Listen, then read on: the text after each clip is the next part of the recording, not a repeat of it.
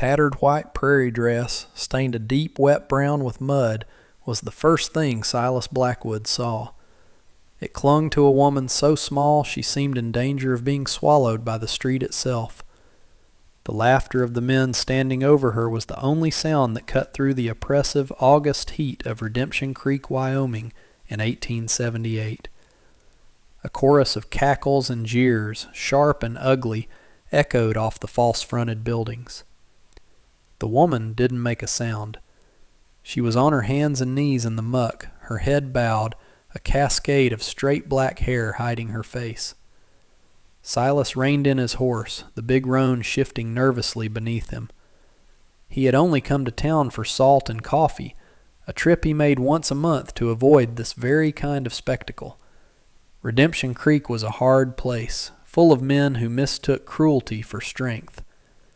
He recognized the ringleader, of course. Jedediah Thorne, owner of the general store, and by extension, owner of the town's good graces, stood with his hands on his hips, a self-satisfied smirk on his face. "Told you, we don't give handouts to your kind," Thorne boomed, loud enough for the entire dusty street to hear. "You want to eat, you go back to whatever railroad camp you crawled out of." Another man guffawed and kicked a small, empty burlap sack that lay near the woman. "Tried to beg a scoop of flour, she did, right off the loading dock." Silas felt something cold and heavy settle in his gut. He was not a man for town affairs. His life was on his ranch, a spread of 300 acres of dry grass and stubborn hope 10 miles out. He spoke more to his cattle than he did to people, and he preferred it that way. But the sight of the woman, motionless in the mud while the world laughed, was a splinter under his thumbnail. It was a thing he couldn't ignore. He swung down from his horse, his boots landing in the dust with a soft thud. He didn't look at Thorne or the others. His eyes stayed on the woman. He was a tall man, made lean by work, and his shadow fell over her. The laughter faltered, dying down into uncertain murmurs. Silas Blackwood wasn't a fighter or a lawman. He was just quiet. And in a town as loud as Redemption Creek, his silence had a weight to it that made people uneasy. He walked past the smirking men and crouched down, the leather of his chaps creaking. He could see her hands now, balled into small fists in the mud. They were trembling. "Ma'am," he said, his voice low and raspy from disuse. She didn't move.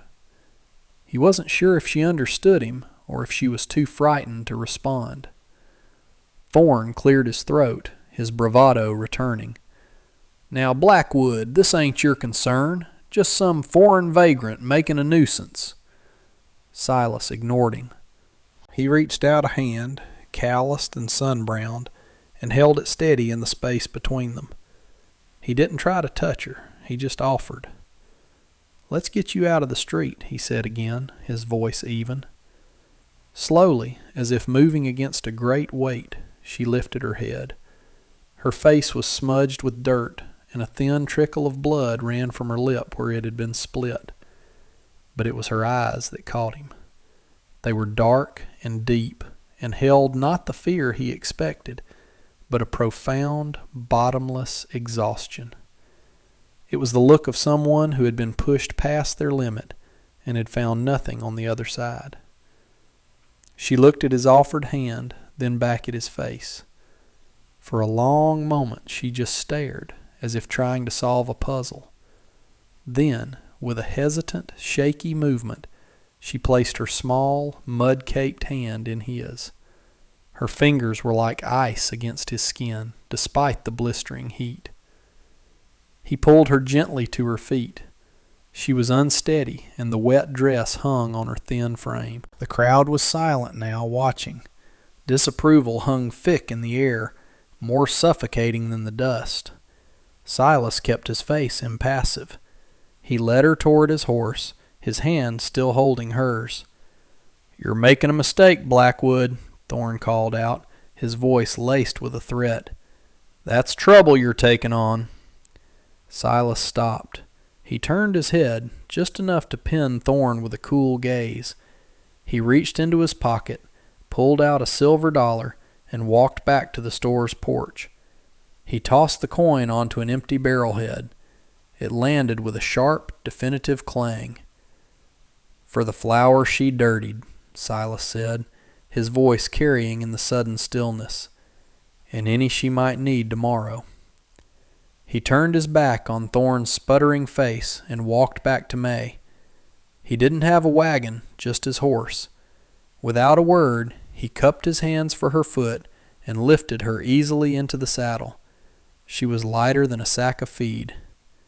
He didn't get on behind her. He took the reins in his hand and began the walk, leading the horse out of Redemption Creek.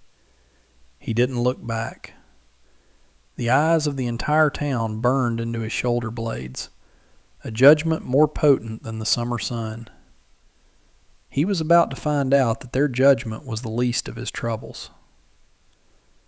The 10-mile walk to his ranch was silent. The woman, whose name he still didn't know, held onto the saddle horn with both hands, her back ramrod straight. She didn't look at him, her gaze fixed somewhere on the horizon. Silas just kept walking, the rhythmic plod of his boots and the horse's hooves the only sound besides the buzz of cicadas. His ranch was not much to look at. A small, sturdy clapboard house his father had built, a barn that leaned slightly to the east, and a web of corrals holding his modest herd of 30 cattle. It was a lonely place, but it was his. He led the horse to the water trough by the house and helped her down. She stumbled slightly when her feet hit the ground, her legs stiff from the ride. "The pump's over there," he said, nodding toward the hand pump. "There's a clean towel inside on the hook, and some clothes in the chest at the foot of the bed. They belong to my mother. They'll be too big, but they're clean." She looked at him, her dark eyes searching his face. She gave a small, almost imperceptible nod. He watched as she walked to the pump, her movements stiff and sore. She worked the handle, the irons squeaking in protest, and began to wash the mud from her face and hands with methodical, deliberate motions.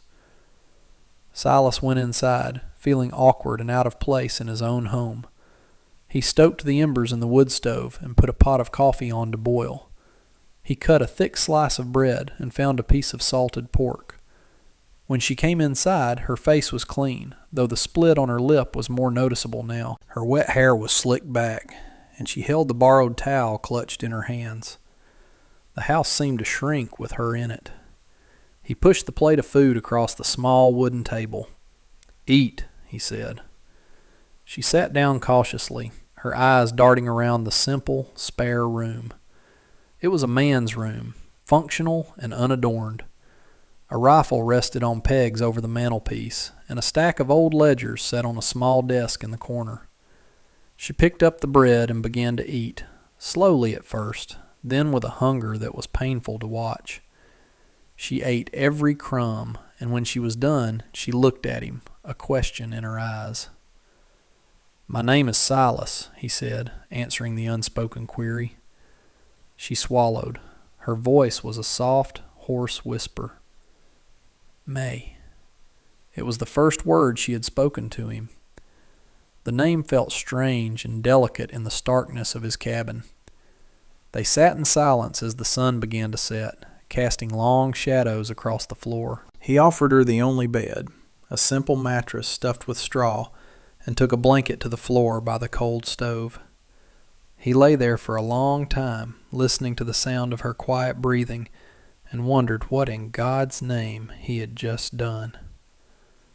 The next few days passed in a quiet, unspoken routine. May rose before he did, tending to the small fire, her movements deft and silent. She found his mother's old clothes and, with a needle and thread from a forgotten sewing box, began altering one of the simple work dresses to fit her small frame. She didn't speak unless spoken to, and her answers were short and precise. But Silas noticed things. The vegetable patch he'd all but given up on was suddenly free of weeds. The soil turned and watered. The chickens, which he fed out of obligation, were now laying more eggs. She had found their hidden nests in the tall grass behind the coop. She was a worker. She saw what needed doing and did it without being asked. Therefore, he found himself in a difficult position. He had brought her here out of a moment's decency, but he had no plan for what came next. She couldn't stay here forever. It wasn't proper, and the town would never let him forget it. But he couldn't send her away either. He had seen the look in Thorne's eyes. The decision was taken out of his hands 4 days later. He was checking the northern fence line when he found the tracks. Cougar. Big one. And then he found what was left of a newborn calf. It was a gut punch. Losing even one head of cattle could mean the difference between breaking even and going into debt to Thorne for winter supplies. He rode back to the house, his jaw tight with anger. He would have to track the cat. It was dangerous work and could take days. He found May behind the house, mending a tear in his work shirt with stitches so small and even they were nearly invisible. "I have to go out," he said, his voice clipped. "There's a cougar. It took a calf." He saw a flicker of fear in her eyes. "You'll be all right here. Bar the door from the inside. Don't open it for anyone." She simply nodded, her gaze serious. "Be careful, Silas." He rode out at dawn the next day, his rifle across his lap. The tracks led up into the rocky bluffs that bordered his land. For 2 days he tracked the animal, sleeping under the stars, his mind constantly turning back to the small cabin and the woman inside. He felt a protective instinct that was unfamiliar and unsettling. He was a man accustomed to being responsible for nothing but himself and his herd. He returned on the 3rd day, empty-handed and exhausted, the cougar having vanished into the high country. As he rode into the yard, he saw that the woodpile, which had been dwindling, was now neatly stacked with freshly chopped kindling and logs. His axe was clean and resting against the pile. He stared at it, confused. The logs were from a deadfall cottonwood a 1/4 mile away. They were heavy. When he entered the house, the smell of stew filled the air. May was at the stove, stirring a pot. She had not only survived in his absence, she had worked. She had taken his spare axe, the one with the slightly loose head, and done the work of a man twice her size. "The wood was low," she said simply, as if it were the most natural thing in the world. He sank into a chair, his body aching. He looked at her small, capable hands, and then around the cabin. It was cleaner than he'd kept it in years. A small jar on the windowsill held a spray of purple wildflowers. A quiet sense of order had settled over the place. He found himself trusting her before he had even decided to. But their newfound peace was shattered the next morning by the sound of approaching horses. Silas stepped onto the porch, his hand resting instinctively on the handle of the Colt at his hip. It was Jedediah Thorne, flanked by 2 of his cronies from town. They reined in their horses just beyond the yard, their expressions a mixture of smugness and contempt. "Blackwood," Thorne said, his voice oily. "Just a friendly visit. The good people of Redemption Creek are concerned.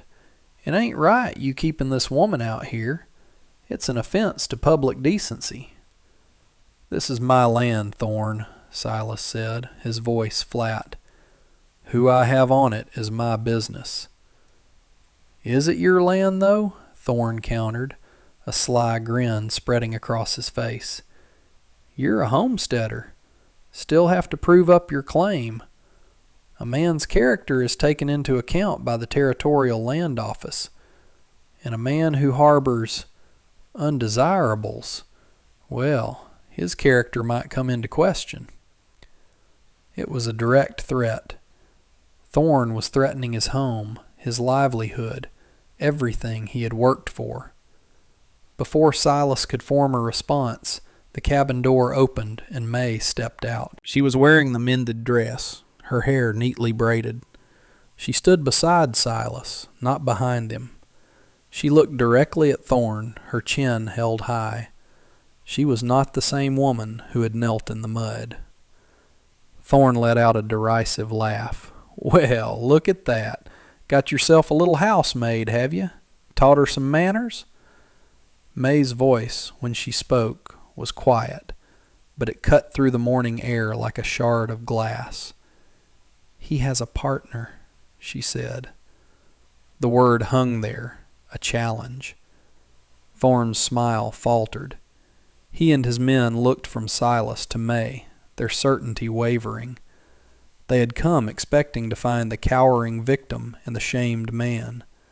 They found two people standing together on their own porch, unbowed. Thorne gathered his reins, his face darkening. "You'll regret this, Blackwood," he snarled. They turned and rode off, kicking up dust. As they disappeared over the rise, Silas noticed that one of the men had a brand new length of rope coiled on his saddle. It wasn't the kind of rope a man used for cattle. It was the kind a man used for a noose. He looked at May, who was watching the riders disappear, her expression grim. He realized then that Thorne's visit wasn't just a social call. It was a final warning, and the town's judgment was no longer the threat. The threat was Thorne himself, and it was about to become deadly. That evening the air on the porch was cool and still. The failed confrontation had left a tension that lingered long after Thorne and his men had gone. They sat in two chairs Silas had made, not speaking, watching the last colors of the sunset fade from the sky. "Why did you say that?" Silas finally asked, his voice quiet. "Partner?" May didn't look at him. She stared out at the darkening plains. "Because it is what we are. We both work this land. We both stand against him. That makes us partners." He considered this. It was a simple, practical truth, yet it felt like something more. He had lived his whole life in solitude, believing it was the only way to be safe. But in the last week, he had felt less alone than ever before. "He's not just angry about you being here, is he?" Silas said. It wasn't a question. May was silent for a long time. When she finally spoke, her voice was low, heavy with the story she had carried alone for too long. "My husband was named Lee," she began. "We came here after the railroad was finished. We saved every dollar. We bought a small piece of land downstream from here. It has a spring, good water. We were going to start a garden to sell vegetables to the freighters." She paused, taking a steadying breath. "Lee got a fever, the kind that comes fast and takes a man in 3 days. After he was buried, Mr. Thorne came to our claim. He said Lee owed him money at the store. He had a paper, a note for a debt, with a mark on it he said was Lee's." "It wasn't," Silas stated, already knowing the answer. "No," May said, her voice turning hard. "Lee could write his name, in English. I saw him do it many times. The paper was a lie. But Thorne brought men with him. They tore down our shelter. They told me the land was his now, to settle the debt. I had nowhere to go. That is how I ended up in town." The pieces clicked into place for Silas. Thorne's venom wasn't just simple prejudice.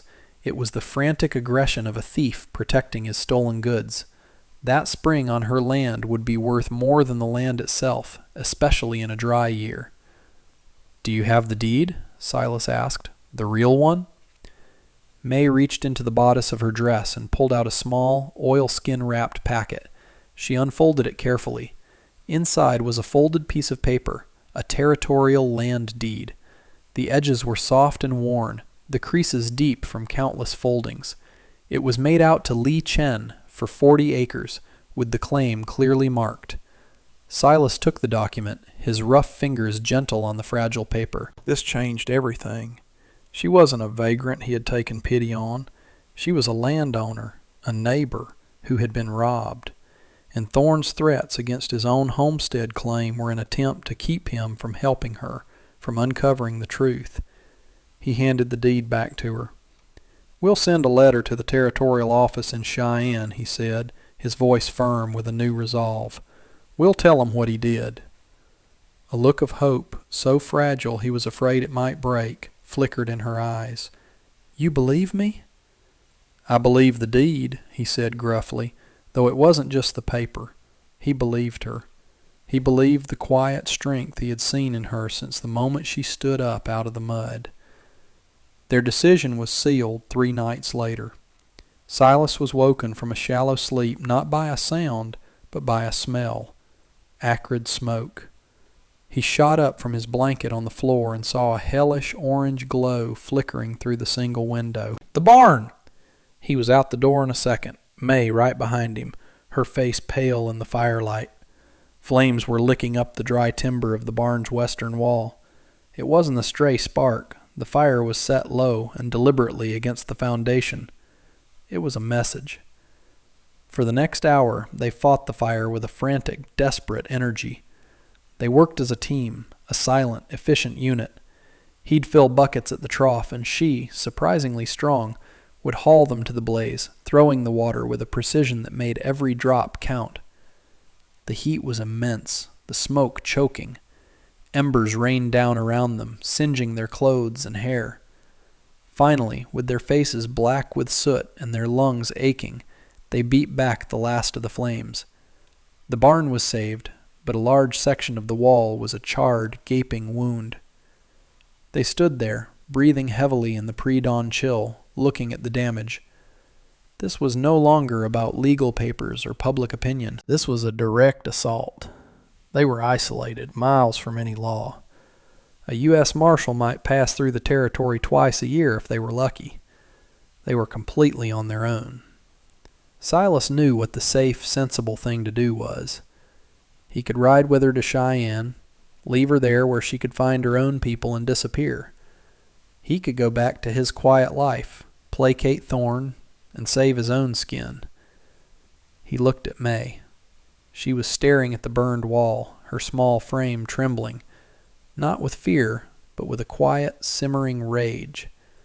She had already lost one home to Thorne. She would not lose another. He made his choice.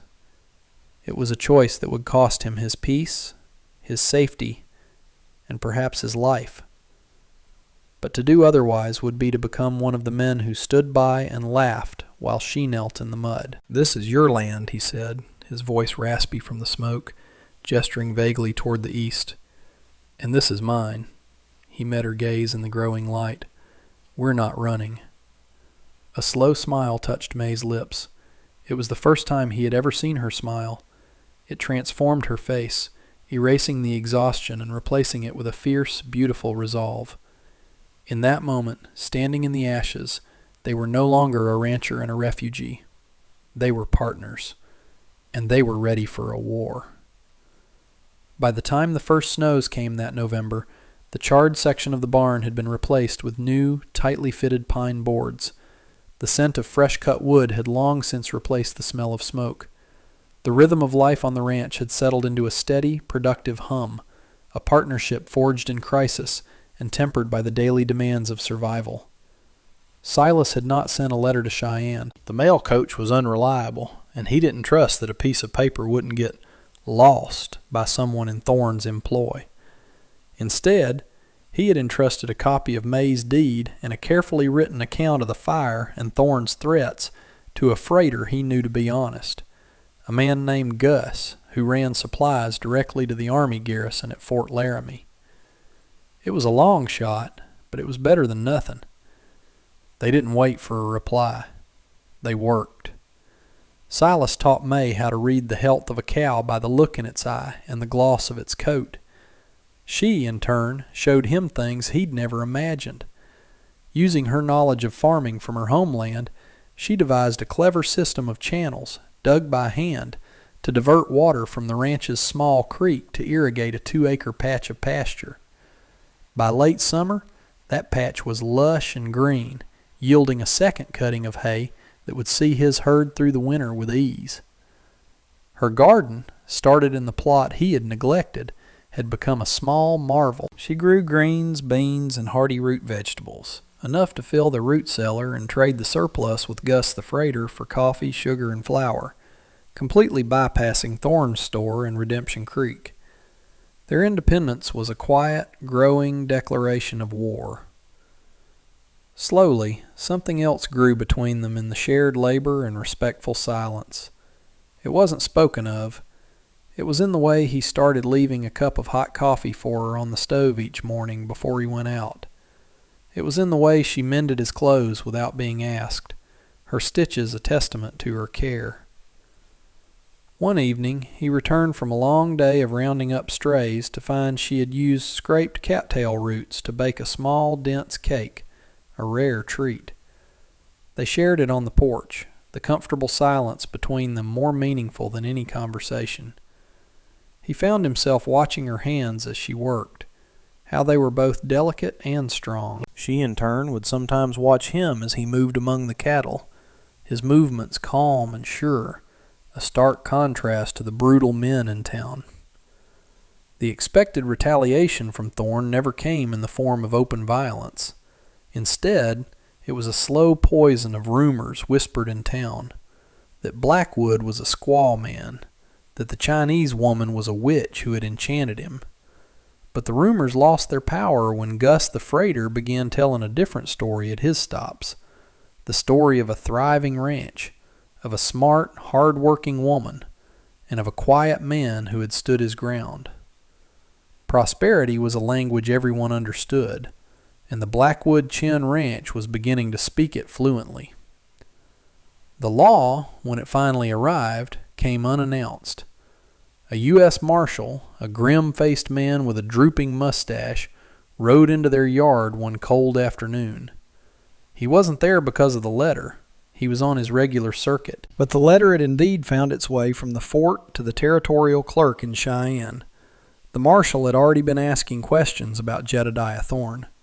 He listened to Silas's account of the fire and examined May's deed, his eyes sharp and missing nothing.